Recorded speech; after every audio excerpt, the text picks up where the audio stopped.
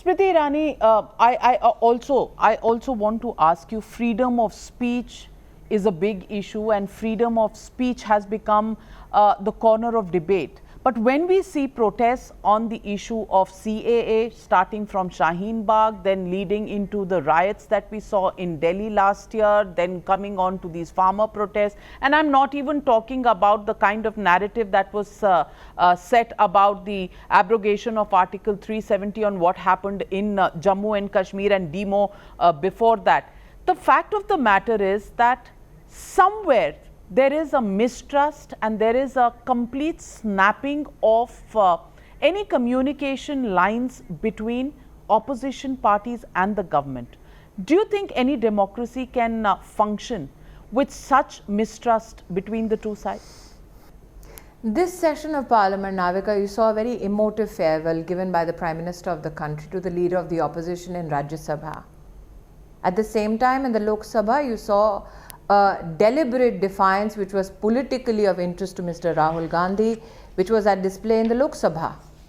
I think that एक पुरानी हिंदी कहावत है, ताली दो हाथ से बजती है. बार बार माननीय प्रधानमंत्री जी ने कहा विपक्ष से और बाकी राजनीतिक दलों से, राष्ट्र हमारा है, चाहे हम आज सत्ता में हैं, कल हम विपक्ष में थे, लेकिन एकजुट होकर कुछ ऐसे विषयों पर हम सबकी सहमति होनी चाहिए जिससे राष्ट्र के नवनिर्माण में गति मिल सके.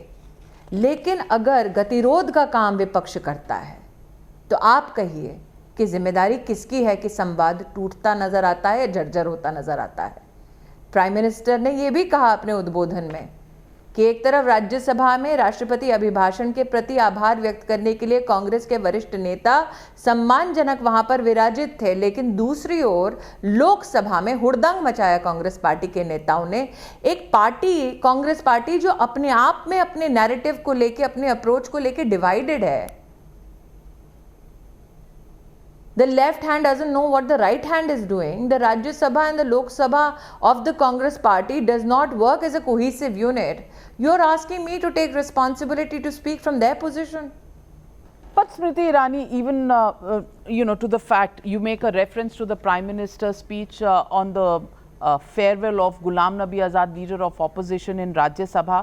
प्रधानमंत्री जी की आंखें नम भी हो गई थी उस स्पीच में, लेकिन शशि थरूर ने कहा ये वेल क्राफ्टेड परफॉर्मेंस था. Is this total lack of?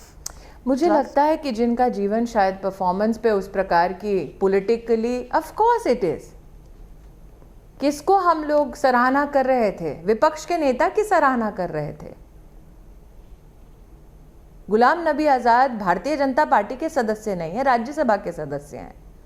देश के प्रधानमंत्री अगर उनकी सराहना करते हैं उनकी रिटायरमेंट में, शशि थरूर को पचता नहीं है, तो वो कांग्रेस का अंदरूनी मामला है. आजकल सोशल डिक्शनरी में नए शब्द खोजने की बजाय अगर थोड़ी ह्यूमैनिटी खोज लेते शशि थरूर जी, तो शायद उनको भी फायदा होता. स्मृति जी, आजकल बहुत कुछ कहा जा रहा है और आप भी सोशल मीडिया पे बहुत एक्टिव हैं, तो मैं आपसे पूछना चाहूँगी कि ट्विटर को कहीं ना कहीं सेंसरशिप के दायरे में लाया जा रहा है. इस पर आपके क्या विचार हैं? क्योंकि लोगों का कहना है कि freedom of speech, freedom of expression और फंडामेंटल राइट्स के ऊपर ये एक और प्रहार है. कौन से लोग? ट्विटर पे सभी मिलते हैं. अब ट्विटर से कूच चले जाएंगे तो लोगों की भाषा बदल जाएगी क्या? उनके प्रति प्रश्न है मेरा. मैं वही तो कह रही हूँ, कौन से लोग, और उनसे प्रश्न है मेरा, क्या भारत का संविधान सर्वोपरि होना चाहिए या नहीं? क्या भारत का कानून सर्वोपरि होना चाहिए या नहीं? बस इसका उत्तर दे दें. उनके लिए फ्री स्पीच की परिभाषा क्या? जैसा कि श्री गांधी ने कहा अपने एक प्रेस कॉन्फ्रेंस में, आग लग जाएगी हर शहर में. क्या हर शहर में आग लगाना उनके लिए फ्रीडम ऑफ स्पीच है?